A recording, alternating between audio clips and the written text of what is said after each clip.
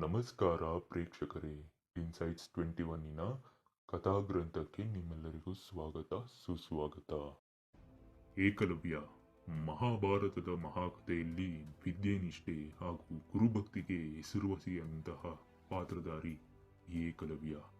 ಏಕಲವ್ಯ ಮಹಾನ್ ಬಿಲ್ವಿದ್ಯೆಗಾರ, ಶಬ್ದವೇದಿ ವಿದ್ಯೆ ಪ್ರವೀಣ ಹಾಗೂ ಗುರುದಕ್ಷಿಣೆಗಾಗಿ ತನ್ನ ಹೆಬ್ಬೆರಳನ್ನೇ ಕತ್ತರಿಸಿಕೊಟ್ಟಂತಹ ಮಹಾನ್ ಶಿಷ್ಯ.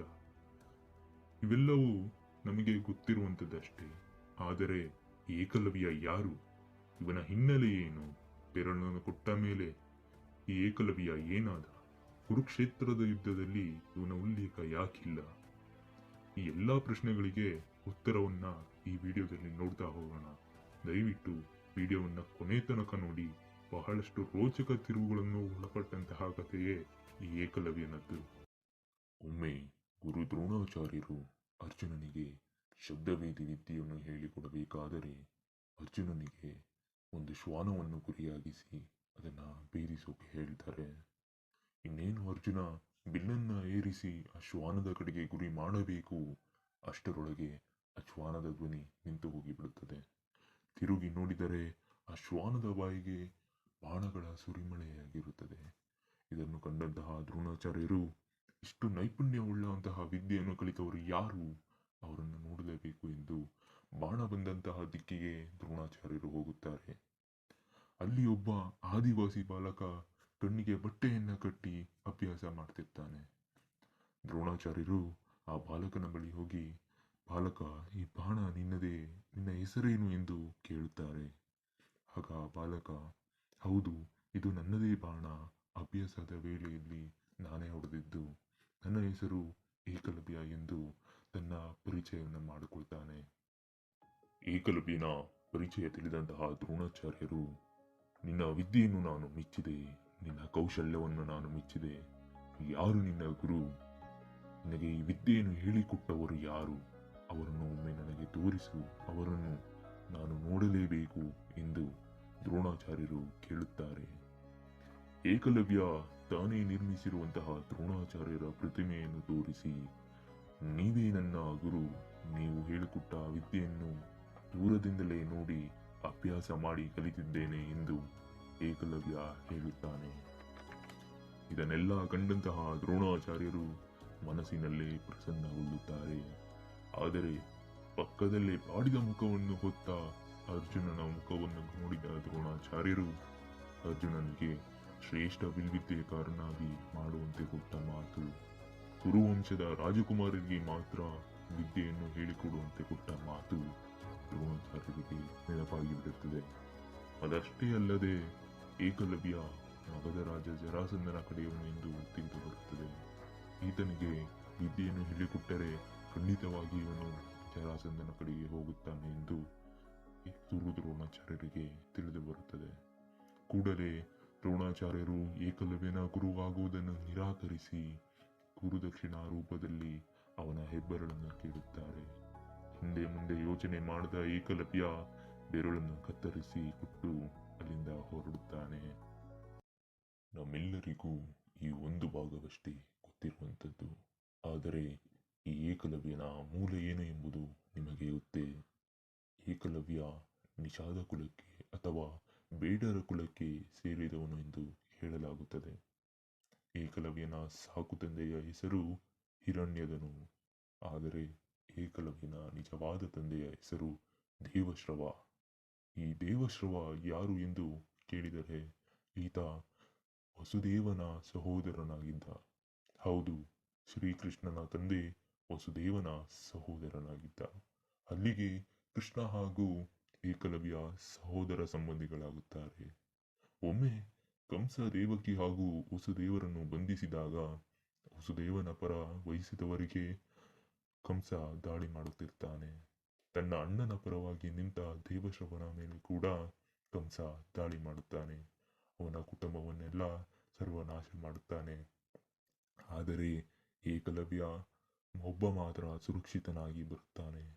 ಪುಟ್ಟ ಮಗುವಾದ ಏಕಲವ್ಯನನ್ನು ಜರಾಸಂಧನ ಕಡೆಯ ಬೇಡರ ಸೈನ್ಯದಲ್ಲಿ ಇದ್ದ ಹಿರಣ್ಯದನು ಆತನನ್ನು ದತ್ತುಪುತ್ರನಾಗಿ ಸ್ವೀಕರಿಸಿ ಅವನನ್ನು ಬೆಳೆಸುತ್ತಾನೆ. ಮುಂದೆ ಹಿರಣ್ಯದನು ಒಂದು ಯುದ್ಧದಲ್ಲಿ ಭಾಗಿಯಾಗಿ ಅಲ್ಲೇ ವೀರಮರಣವನ್ನ ಪಡೆಯುತ್ತಾನೆ. ಹಿರಣ್ಯಧನುವಿನ ಎಲ್ಲ ಜವಾಬ್ದಾರಿಗಳನ್ನು ಹೊರಬೇಕಾದ ಏಕಲವ್ಯನಿಗೆ ಒಬ್ಬ ಗುರುವಿನ ಅವಶ್ಯಕತೆ ಇರುತ್ತದೆ. ಹಾಗಾಗಿ ಏಕಲವ್ಯ ತನ್ನ ಗುರುವಾಗಿ ದ್ರೋಣಾಚಾರ್ಯರನ್ನ ಆಯ್ದುಕೊಳ್ತಾನೆ. ಮುಂದೆ ಆಗುವುದೆಲ್ಲ ನಮಗೆ ತಿಳಿದಿದೆ.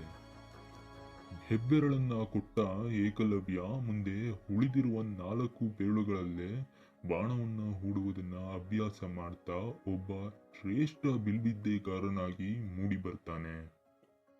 ಜರಾಸಂಧನ ಬಳಿ ತನ್ನ ಸಾಕು ತಂದೆ ಅಂದರೆ ಹಿರಣ್ಯಧನು ಮಾಡುತ್ತಿದ್ದ ಕೆಲಸವನ್ನೇ ತನ್ನ ಹೆಗಲ ಮೇಲೆ ಹೊರುತ್ತಾನೆ.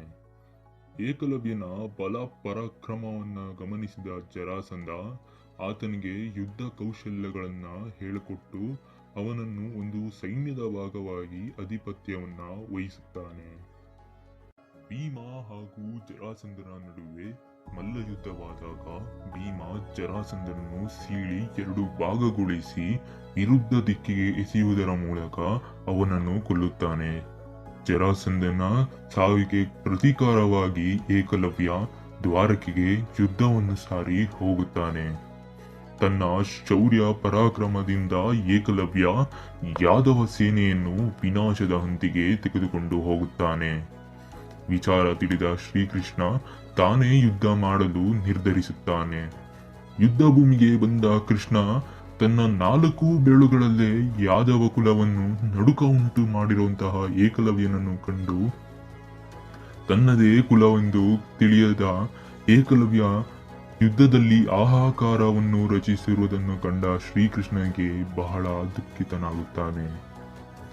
ಇನ್ನೂ ತಡ ಮಾಡಿದರೆ ಯಾದವ ಕುಲವನ್ನು ಇವನು ಸಂಪೂರ್ಣವಾಗಿ ನಾಶ ಮಾಡುತ್ತಾನೆ ಎಂದು ತಿಳಿದ ಶ್ರೀಕೃಷ್ಣ ಕೂಡಲೇ ಸುದರ್ಶನವನ್ನು ಬಿಟ್ಟು ಏಕಲವ್ಯನನ್ನು ಮುಕ್ತಗೊಳಿಸುತ್ತಾನೆ. ಇಲ್ಲಿಗೆ ಏಕಲವ್ಯನ ಕಥೆ ಮುಗಿಯಿತೆಂದು ಕೆಲವರು ಹೇಳುತ್ತಾರೆ. ಆದರೆ ಕೆಲವರು ಹೇಳುವ ಪ್ರಕಾರ ಏಕಲವ್ಯ ಸಾಯುವ ಮುನ್ನ ಏಕಲವ್ಯನ ತಾಯಿ ಕೊಟ್ಟ ಶಾಪ ಫಲಿಸಬೇಕೆಂದು ಶ್ರೀಕೃಷ್ಣ ಏಕಲವ್ಯನಿಗೆ ಮತ್ತೊಂದು ಅಭಿಶಾಪವನ್ನ ಕೊಡುತ್ತಾನೆ. ಏನಿದು ಏಕಲವ್ಯನ ತಾಯಿ ಕೊಟ್ಟ ಶಾಪ? ಗುರುದ್ರೋಣರಿಗೆ ಬೆರಳನ್ನು ಕೊಟ್ಟ ಏಕಲವ್ಯ ಮನೆಗೆ ಬರುತ್ತಾನೆ. ಮನೆಗೆ ಬಂದ ಏಕಲವ್ಯನ ಕೈ ನೋಡಿದ ಏಕಲವ್ಯನ ತಾಯಿ ಬಹಳ ದುಃಖಿತರಾಗುತ್ತಾರೆ. ತನ್ನ ಮಗನ ಬೆರಳು ಕತ್ತರಿಸಿದವರ ಕೊರಳು ಕತ್ತರಿಸಿ ಹೋಗಲಿ ಎಂದು ಏಕಲವ್ಯನ ತಾಯಿ ಶಾಪವನ್ನ ಕೊಡುತ್ತಾರೆ. ಹಾಗಾಗಿ ಶ್ರೀಕೃಷ್ಣ ತನ್ನ ಗುರುವನ್ನು ತಾನೇ ಕೊಲ್ಲುವುದಾಗಿ ಏಕಲವ್ಯನಿಗೆ ಶಾಪವನ್ನ ಕೊಡುತ್ತಾನೆ. ಇಲ್ಲಿಗೆ ಏಕಲವ್ಯ ಸಾಯುತ್ತಾನೆ. ಆದರೆ ಏಕಲವ್ಯನ ಕತೆ ಇಲ್ಲಿಗೆ ಮುಗಿಯಲಿಲ್ಲ. ದ್ರೋಣಾಚಾರ್ಯರ ಮೇಲೆ ಸೇಡು ತೀರಿಸಿಕೊಳ್ಳಬೇಕೆಂದು ಯಜ್ಞಯಾಗ ಮಾಡಿ ಪುತ್ರ ಪ್ರಾಪ್ತಿಯಾಗಬೇಕು, ಅವನು ದ್ರೋಣಾಚಾರ್ಯನ ಸಾವಿಗೆ ಕಾರಣನಾಗಬೇಕು ಎಂದು ಪಾಂಚಾಲದ ರಾಜ ದೃಪದ ಯಾಗ ಮಾಡುತ್ತಾನೆ. ಆ ಯಾಗದಲ್ಲಿ ದೃಪದ ದ್ರೌಪದಿ ಹಾಗೂ ದೃಷ್ಟದ್ಯುಮ್ನರನ್ನು ಮಕ್ಕಳಾಗಿ ಪಡೆಯುತ್ತಾನೆ. ಹಲವರು ಹೇಳುವ ಪ್ರಕಾರ ಏಕಲವ್ಯನೇ ದೃಷ್ಟದ್ಯುಮ್ನನಾಗಿ ಮರುಜನ್ಮಿಸುತ್ತಾನೆ ಎಂದು ಹೇಳಲಾಗಿದೆ. ಮುಂದೆ ಯುದ್ಧದಲ್ಲಿ ದೃಷ್ಟದ್ಯುಮ್ನ ದ್ರೋಣಾಚಾರ್ಯರನ್ನ ತಲೆ ಕತ್ತರಿಸುವ ಮುಖಾಂತರ ಕೊಲ್ಲುತ್ತಾನೆ. ಇದಿಷ್ಟು ಏಕಲವ್ಯನ ಕುರಿತು ಕೆಲವು ಮಾಹಿತಿಗಳಾಗಿತ್ತು. ಇಂಥದೇ ಮಾಹಿತಿಗಳಿಗಾಗಿ ನಮ್ಮ ಇನ್ಸೈಟ್ 21 ಅನ್ನ ಸಬ್ಸ್ಕ್ರೈಬ್ ಮಾಡಿ.